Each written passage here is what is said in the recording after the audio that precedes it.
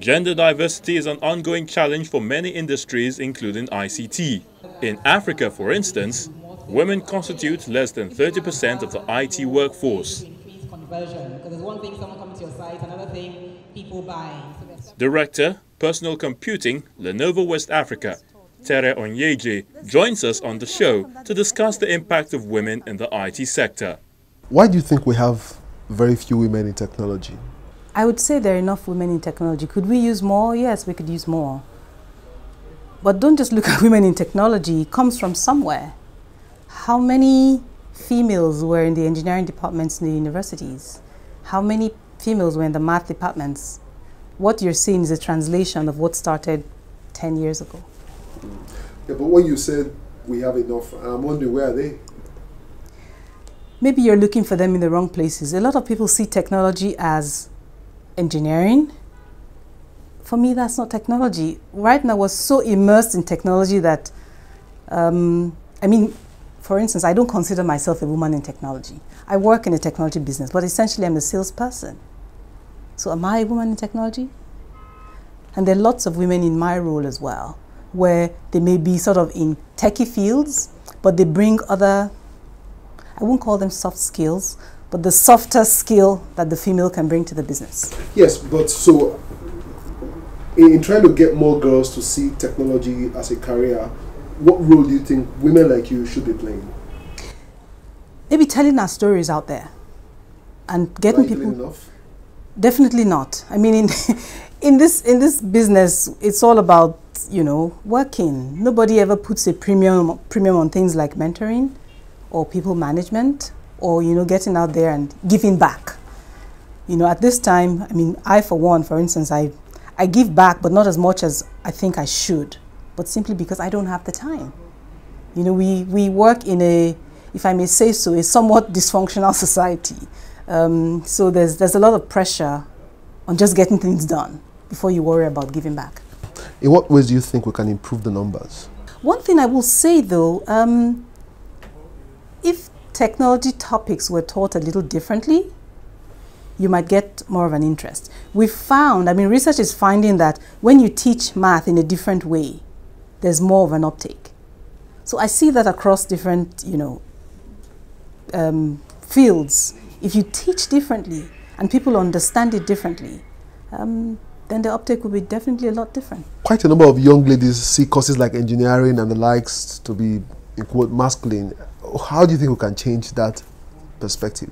Engineering is, when you think engineering here, you're thinking, oh, building roads. I just mentioned engineering. There are other ones that, you know, they consider. Again, it takes me back to how it is taught. Do you get, how are we, you know, trying to get people who have a certain mindset, you know, it's for them to look at it differently. I think if they look at things differently, then the way they react is very different. Like, people ask me about how to use technology to change lives. And I always use this analogy where I tell you about if you have a fork, or when you were born, you didn't know how to use a fork. But now, if I gave you a bowl of rice without a fork, it would be a total disaster because you can't figure out your fingers. So for me, technology is a tool. It's how do you translate the use of that tool to make your life easier? How would you recommend the everyday woman should be using technology today? Let me take my PC. I use Excel every day. People don't understand the power of Excel until they actually use Excel. If they've never heard of Excel, how are they going to know about Excel? Excel is quite boring, actually. But Excel is the tool. Excel does all sorts of calculations for all sorts of things that you really cannot fathom. Do you get? So just showing somebody the power of Excel who maybe was dabbling with numbers, it creates a whole new experience for the person. But for the person to hear about Excel, that's the high jump first. Because right now, I mean, when people are buying PCs, they're looking for the cheapest PCs. They want a PC that's FreeDOS. So FreeDOS doesn't have Excel. So they may own a PC or they may own a fancy phone, and all they would ever do is use social media apps, and maybe on their PCs watch movies. So nobody's really learning stuff. So again, it's back to education. So if we're not educating ourselves, if we're not exposing ourselves, we're not learning. If we're not learning, we're not changing the status quo. The only way to change the status quo is through education. For girls to have a long-lasting interest in science and technology, they don't only need to study hard, but to also have a female role model they look up to. Role models are very important as well. You see, it's about, aside from telling the story, you look at somebody and you wonder how the person achieved or how the person got to where the person is at. It really is about, you know, how did they do X and Y and Z? Again, we're back to learning in whatever format you want to call it. It's for people like, maybe people like me, putting the stories out there. People like, you know, looking for ways to effectively give back. Say, for instance, spending an hour a week in a school that has, maybe in a state school or a government-owned school. What that does is it shows the girls in that environment that they can aspire to be more than their mothers, for instance. You know, they can aspire to be, you know, people that they see on TV that are not necessarily singers or dancers or, you know, actors. No, because that's the thrill. When you watch TV, you see all the shooting, you see all the beauty pageants, and that's what people aspire to be because they want to be famous, they want to be known, they want recognition. It's a human thing. So putting people who have achieved is not, I mean, it doesn't mean big. Putting people that are not from the same environment but have done well with themselves helps the others aspire to be something different. How many women have you been able to mentor? Mentoring for me is a long-term thing. I sit down here and I can think of 2 that I've consistently worked with, and they can sit down and say, okay, I did A and B and C with Terry. How many people have I impacted by the way I work or by the way I do things or by what I've been able to achieve?